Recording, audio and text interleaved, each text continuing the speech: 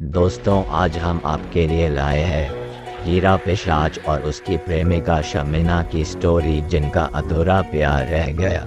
इससे पहले आप हमारे चैनल पर नए हो तो हमारे चैनल को अभी सब्सक्राइब करें। रात के अंधेरे में अगर कोई चीज़ साफ साफ नजर आती ही तो वो है सिर्फ और सिर्फ काला साया, और यही काला साया नजर आ रहा था गीता को जब वो अकेली सुनसान रास्ते पर आगे बढ़ी चली जा रही थी। उसे ऐसा लग रहा था जैसे कोई उसका पीछा कर रहा हो। आज सब उस मोनिका के चक्कर में हुआ है। पहले ही बोला था जाने दे, घर देर हो जाएगी, पर माने किसी की तब ना। गीता बड़बड़ाते हुए चली जा रही थी। गीता और मोनिका एक साथ ही काम करती थी। आज मोनिका का जन्मदिन था तो उसने अपने घर गीता को रोक लिया और जन्मदिन को मनाने के बाद घर जाने की जिद की, जिसके चलते गीता को देर हो गई। तभी एक हल्की सी आवाज ने गीता का ध्यान अपनी ओर खींचा। कहाँ जा रही हो? कहो तो आगे तक छोड़ दूं। ये आवाज किसी नौजवान युवक की थी।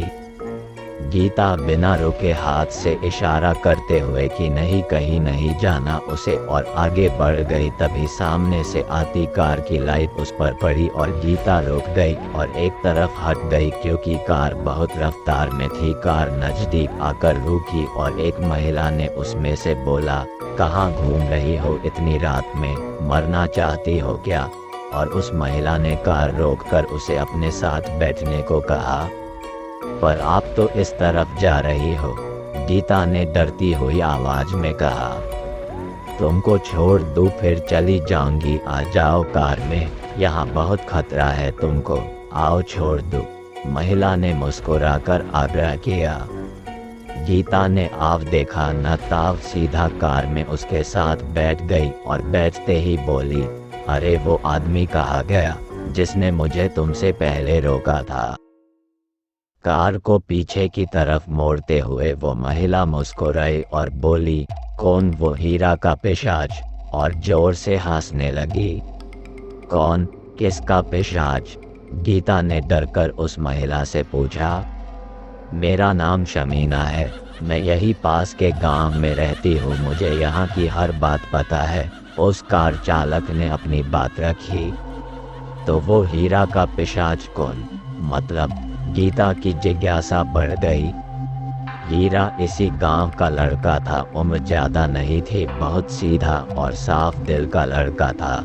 बस एक लड़की से प्यार करने लगा। दूसरे गांव के लोगों को जब इस बात की खबर हुई तो उसे धोखे से यहाँ बुलवाकर जान से मारकर इसी पेड़ से लटका दिया और उसकी मौत का जिम्मेदार उसकी प्रेमिका को बना दिया। तब से वो हीरा यहाँ से रात को बुझने वाले राहगीरों को, गांव वालों को परेशान करता रहता है। जिन लोगों ने उसकी हत्या की थी अब तक सबको मार चुका है, बिन मौत के मार देता है, इसलिए लोग उसे पिशाच कहने लगे। शमीना ने गीता की तरफ बात को खत्म करते हुए देखा और मुस्कुराए। नहीं, मैं इस सब बातों को नहीं मानती, मरने के बाद कोई लौट कर नहीं आता, कभी नहीं। गीता ने सामने की तरफ देखते हुए शमीना को जवाब दिया। तुमको यकीन नहीं होगा क्योंकि तुम यहाँ नहीं आए हो, जब होगा तब खुद को संभाल नहीं पाओगी, शमीना ने गीता को हंसकर जवाब दिया। गीता खिड़की से बाहर देख रही थी। अंधेरा था और कार की लाइट से धुंधला धुंधला नजर आ रहा था। सामने एक काली गाय और एक काला कुत्ता घूम रहे थे। उनके आसपास कोई रूहानी शक्ति का साया घूम रहा था, जैसे धूल का कोई बवंड हो। वो क्या है? क्या तुमको नजर आया? गीता ने शमीना का हाथ पकड़ते हुए सामने की ओर इशारा करते हुए कहा। पर ये क्या? गीता तो शमीना को छू भी नहीं पाई। गीता के चेहरे की हवाएं उड़ गई, उसकी आंखें फटी रह गई। उसने शमीना से हाथ दूर हटाया और दरवाजे से चिपक गई। गीता की सांसें रुक गई। शमीना की जगह कोई नहीं था, कार बंद थी। गीता कुछ और समझ पाती उससे पहले ही वो गाय और काला कुत्ता उसकी कार के शीशे पर टूट पड़े, जोर जोर से उसे तोड़ने लगे। गीता अंदर ही अंदर डर के मारे चीखने लगी। उसको समझ नहीं आ रहा था क्या करूं। वो दरवाज़ा खोल रही पर खुल नहीं रहा था। एक जोरदार चीख के साथ उसने आंखें बंद की और खुद को मरने जैसी स्थिति में छोड़ दिया। कुछ देर बाद जब गीता को होश आया तो वो उसी पेड़ के पास बेसुध पड़ी थी। कोई कार, कोई गाय, कोई कुत्ता, कुछ भी नहीं था। गीता ने डरते हुए खुद को सिमट कर उठकर भागने की कोशिश की, पर सामने उसके वही हीरा का पिशाच खड़ा था। हाथ में लाठी लिया वो पीछे की तरफ भागने लगी। सामने उसे एक फूटा हुआ मकान नजर आया। गीता उसी मकान में जाकर छिप गई।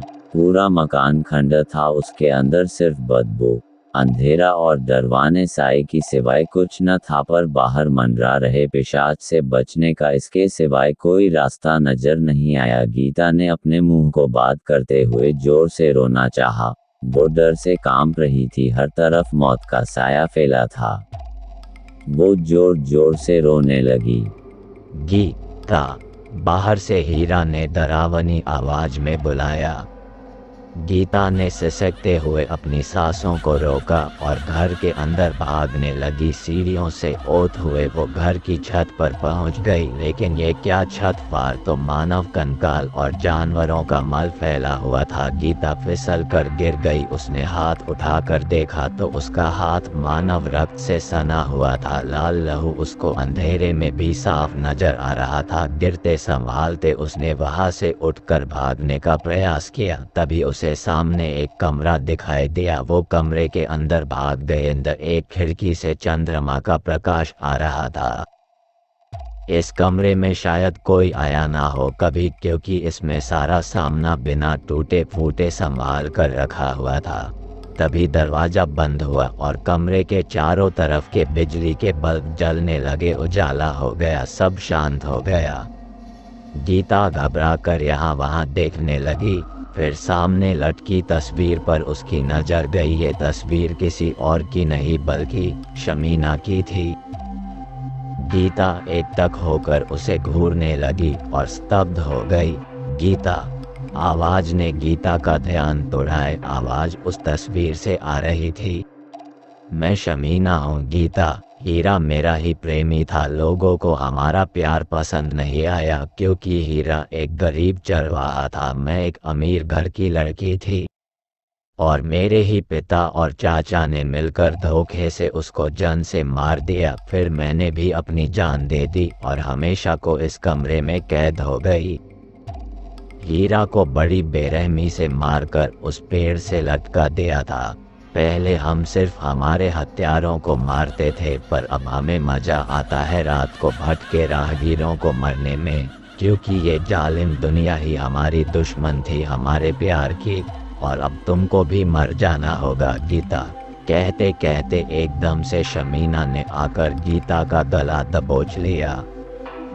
गीता कुछ समझ पाती उससे पहले ही शमीना ने उसे पकड़ लिया था। शमीना का पूरा चेहरा खून से लथपथ था। हाथों की खाल गल गई थी, जिस्म से सड़ने की बू आ रही थी और बालों से खून टपक रहा था। गीता ने उसका हाथ पकड़कर हटाया और दरवाजे की तरफ भागी। दरवाजा अपने आप खुल गया। सामने हीरा खड़ा था, काला शरीर, बड़ी बड़ी आंखें, लाल होंठ, खून से सना हुआ चेहरा, लाठी में निकली हुई कीले जिनमें फंसा हुआ इंसानी मांस साफ नजर आ रहा था। गीता हाथ जोड़कर जोर जोर से रोने लगी।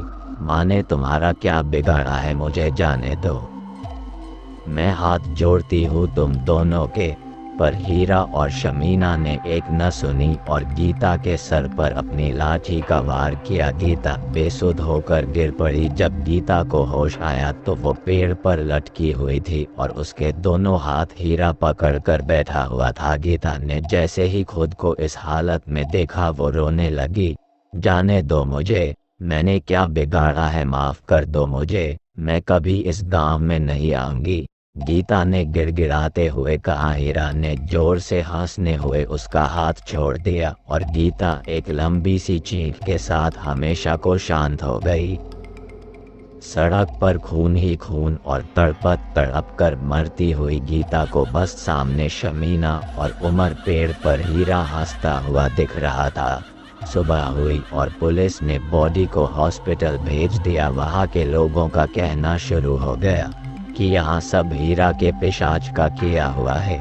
मोनिका अभी भी यही कह रही थी कि यह एक मद है, ये सब जो कह रहे हैं ये सब झूठ है, और रोते बड़बड़ाते हुए रास्ते में अकेली चली जा रही थी।